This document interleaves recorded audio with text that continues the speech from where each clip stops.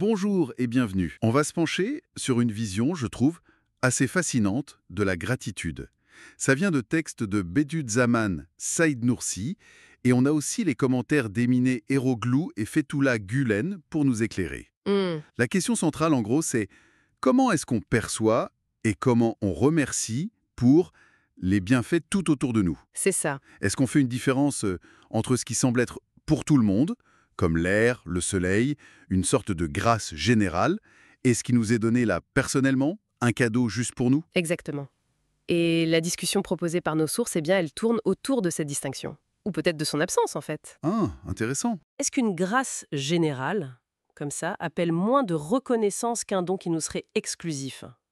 Notre manière habituelle de voir les choses pourrait nous faire manquer des aspects importants de la gratitude. C'est tout à fait ça. Donc, notre mission aujourd'hui, si on peut dire, c'est de décortiquer cette idée. Est-ce qu'il faut ressentir une gratitude différente pour l'oxygène, que des milliards d'êtres respirent, et un cadeau qu'on reçoit personnellement? C'est une question profonde. Alors, plongeons là-dedans. Commençons par l'idée de départ. Chez Bediüzzaman, pour lui, il n'y a pas vraiment de contradiction entre une grâce générale et une sollicitude particulière. Oui, il prend une analogie qui est assez parlante, je trouve. Celle d'un grand banquet royal. Hmm. L'invitation est lancée de manière générale, à tous les sujets du royaume, disons. Mais chaque personne qui se présente à ce banquet, elle est bien là, personnellement. D'accord. Elle répond à cette invitation qui, même si elle est générale dans sa forme, l'inclut spécifiquement elle. On ne peut pas juste dire « Ah, c'est une invitation générale » sans voir que chaque individu est concerné personnellement. C'est une façon assez forte de retourner un peu notre perspective habituelle. Tout à fait. Et Emine Eroğlu, elle reprend cette idée.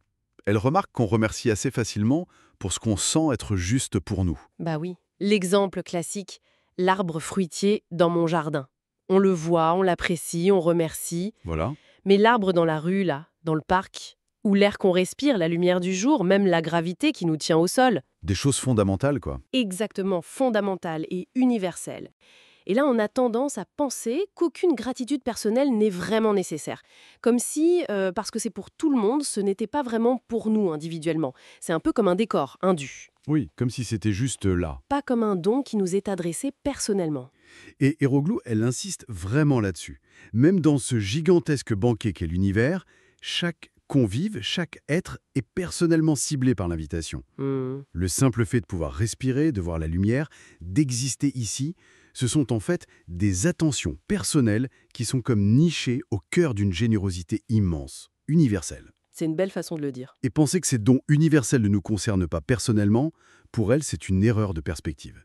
Presque une illusion, en fait. Et cette difficulté à voir le personnel dans l'universel, Fethullah Gülen, lui, il la relie à quelque chose de très humain, l'habitude, la familiarité. Ah oui, l'habitude. On est tellement immergé dans d'innombrables bienfaits, souvent généraux, qu'on ne les voit plus. Ils deviennent invisibles à force. D'ailleurs, il cite le Coran. Peu de mes serviteurs sont véritablement reconnaissants. C'est vrai que ça nous parle à tous, je crois.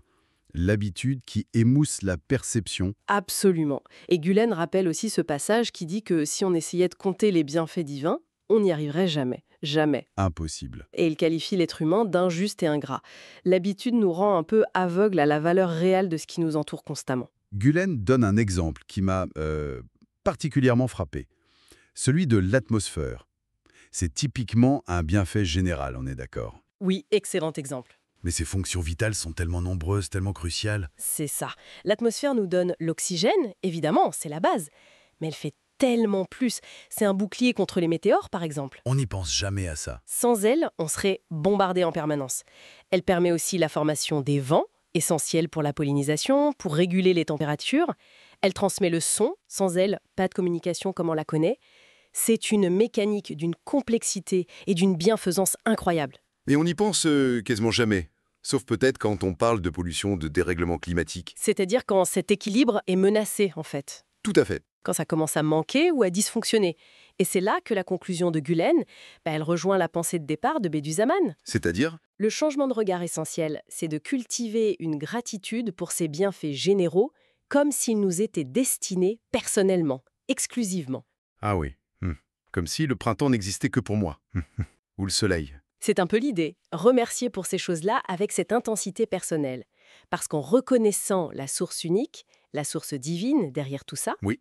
alors chaque bienfait, même le plus universel, comme l'air, comme la lumière, redevient une grâce personnelle, une connexion directe. Donc l'invitation au banquet de l'existence, pour reprendre l'image, Elle est finalement nominative pour chacun d'entre nous.